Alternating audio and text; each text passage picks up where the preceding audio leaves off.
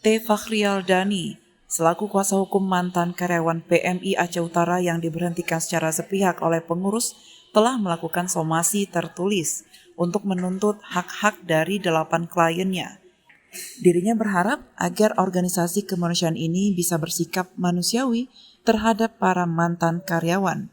Dan jika tidak ada itikat baik, bukan tidak mungkin terbuka juga peluang untuk membawa kasus ini ke ranah pidana.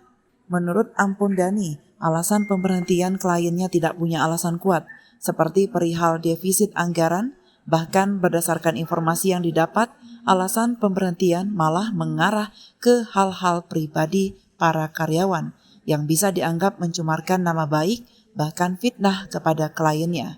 Dirinya berharap dalam jangka waktu 7 hari pasca somasi ada itikat baik dari pengurus PMI Aceh Utara untuk bisa menyelesaikan persoalan ini secara bermartabat dan sesuai dengan ketentuan yang berlaku.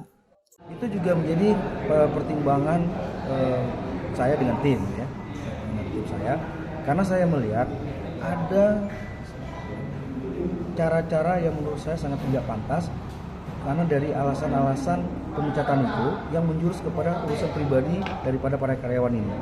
Nah, ini bisa saya ambilkan atau saya pertimbangkan untuk diajukan semacam pelaporan pidana secara personal dari pengurus. Karena kan kalau pidana itu kan tidak mungkin badan, kita kan profesional ini.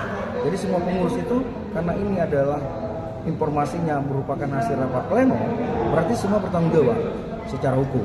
Nah, maka saya akan mempertimbangkan untuk mengajukan mereka melakukan perbuatan pencemaran nama baik, bahkan masuk ke dalam kategori pasal fitnah. Kenapa saya lakukan itu? Karena alasan pemecatan tadi tidak ada STR, masuk usia pensiun, defisit anggaran, ketiga alasan yang tidak ada kaitannya dengan klien saya. Dan itu sudah saya jelaskan kepada mereka dalam somasi sebenarnya. Intinya gini, klien saya ini karyawan yang bekerja pada UDD, tidak ada persyaratan yang dia sebutkan sebelumnya. Nah, kalau bicara masalah masa pensiun, mereka masih aktif. Kalau bicara masalah defisit, seharusnya pengurus kalau terjadi sesuatu dengan UDD ikut berpikir, karena undang-undang mereka, bahkan pengaturan organisasi mereka sendiri mengatur bahwa sumber penganggaran daripada UDD itu salah satunya selain berasal dari pengguna dana, juga berasal dari markas PBI, subsidi pemerintah daerah, dan pendapatan lain. Kenapa sekarang dijadikan rasionalisasi ke karyawan UDD untuk menjawab defisit? Saya nggak masuk akal. Dan itu juga bisa membuka hal-hal yang lain, saya pikir.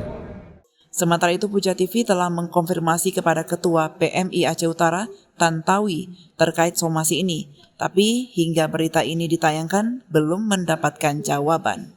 Dari Loksmawe, Denny Muhtadi melaporkan untuk Puja TV Aceh.